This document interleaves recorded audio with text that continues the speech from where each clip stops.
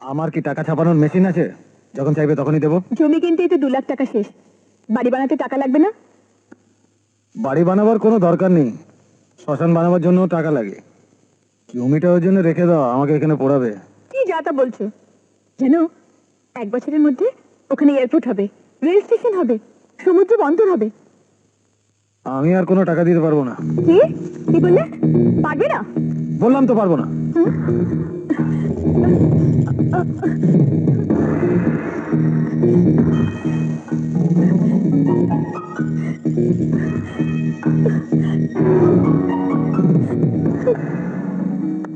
যা কিছু হচ্ছে তা আমাদের নিজেদের মধ্যে সীমাবদ্ধ রাখো। এখানে শুয়ে আছো কেন? এরপর তো আমাকে রাস্তায় গিয়ে ঘুমোতে হবে। তুমি তো আমাকে রাস্তায় বসানোর ব্যবস্থা করেছো। ওই একটা জমি কিনে তোমার সাহস বেড়ে গেছে। ওই দলিল আমি পুড়িয়ে ফেলবো। খবরদার, ওই দলিলে তুমি হাত দেবে না বলে দিচ্ছি। কি হলো, কথা কানে যাচ্ছে না? খবরদার, খবরদার, ওই দলিলে তুমি হাত দেবে না। কি হলো, কথা শুনতে পাচ্ছ না? হ্যাঁ, সরে যাও। কাজটা কিন্তু ভালো করলে না। দলিলটা গেল কোথায়?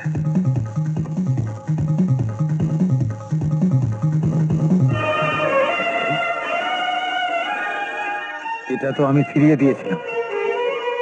এই শাড়িটা এখানে এলো কি করে? ওটা আমি রমেশ বাবুর বাড়ি থেকে নিয়ে এসেছি।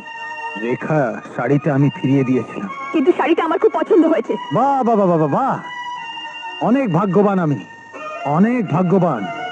আমার ভাগ্য ভালো যে রমেশের দেওয়া শাড়িটা তুমি পছন্দ করেছো। আমার ভাগ্য ভালো যে রমেশকে তুমি পছন্দ করনি। নাকি তাও করে ফেলেছে? মুখ সামলে কথা বলবে, উনি আমার গুরুজন। গুরুজন? হ্যাঁ, গুরুজন যা বলে বুদ্ধিমানেরা সেইভাবেই চলে। আমার রক্তে বিশ্বাস আর সততার অহংকার ছিল, সাদাসিধে জীবন কাটানোর অহংকার ছিল। সেই অহংকার আজ শেষ হয়ে গেছে। তোমার বাড়ি বানাবার জন্য রড, সিমেন্ট, ইট, বালি লাগবে, তাই না? কাল অফিসে গিয়ে আমি এর ফাউন্ডেশন করব। তুমি সত্যি বলছো? হ্যাঁ, গুরুজন যা বলে বুদ্ধিমানেরা সেই মতেই চলে। রাজা সাহেব তাহলে কাট।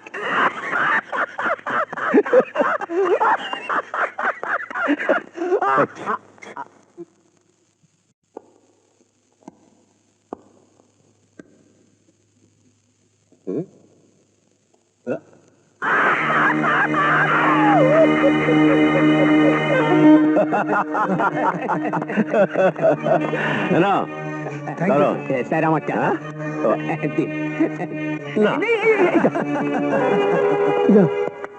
নতুন ঘুষ খেতে শিখলো, ওকে সবটা দিয়ে দিল।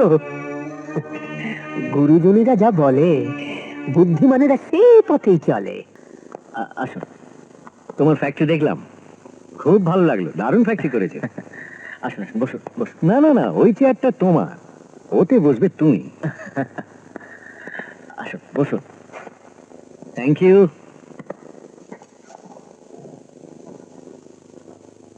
এত বড় ইন্ডাস্ট্রি করেছো, এখনো গাড়ি কিনছে না কেন? আসলে ব্যাংক থেকে লোন নিয়ে তো ফ্যাক্টরিটা করা, এতদিনে ব্যাংকের লোন শোধ হলো, এবার কিনবো। তোমার উদ্যম আছে, দেখবে একদিন তুমি অনেক বড় হবে। Thank you. এক মিনিট।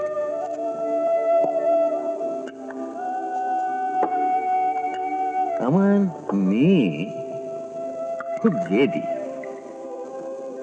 ও কখনোই আমাকে ভালো বলবে না।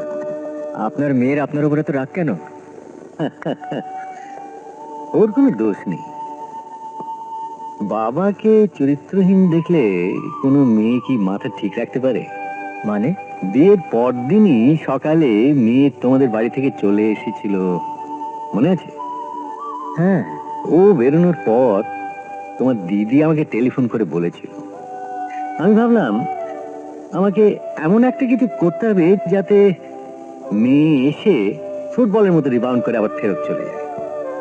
হ্যাঁ, আমি জলহস্তিনীর সঙ্গে পরামর্শ করে একটা যাচ্ছে তাই নাটক করলাম। শুনে এসে দেখি খেপে গেল। তারপর আমি যখন জলহস্তিনীকে মা বলে ডাকতে বললাম, তখন ও খেপে চলে গেল। দেখো বাবা, একদিন আমি 100 টাকা পকেটে করে এই কলকাতা শহরে এসেছিলাম। তারপর আজ আমি কোটি কোটি টাকার মালিক।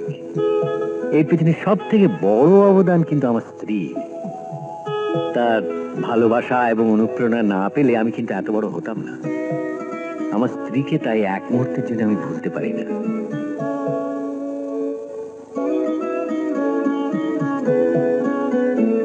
পুরুষের উন্নতির জন্য নারীর ভালোবাসা, নারীর অনুপ্রেরণার খুবই প্রয়োজন। তোমার ব্যবসা এখন ক্রমশ বড় হচ্ছে, তোমার সেক্রেটারির প্রয়োজন, বিয়ের প্রয়োজন। আপনি কি বলতে চাইছেন আমি ঠিক বুঝতে পারছি না। তোমার স্ত্রী যখন তোমায় ভালোবাসেন না, তখন তুমি কোন একটি সুন্দরী মেয়েকে তোমার সেক্রেটারি হিসেবে কিংবা বিয়ে হিসেবে রেখে দাও। স্ত্রীর কাছ থেকে যদি ভালোবাসা তুমি না পাও, তাহলে অন্য কোনো মেয়ের কাছ থেকে ভালোবাসা নেওয়াটা আমি কোনো অপরাধ বলে মনে করি না। না, এসব কি বলছেন আপনি?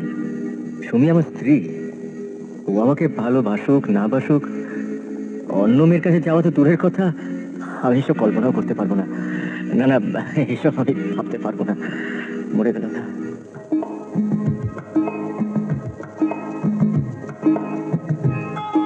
তাহলে আমি উঠি।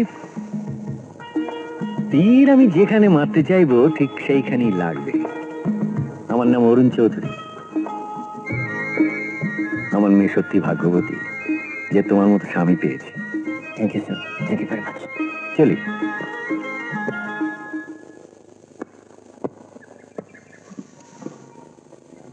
আরে তুমি এখানে?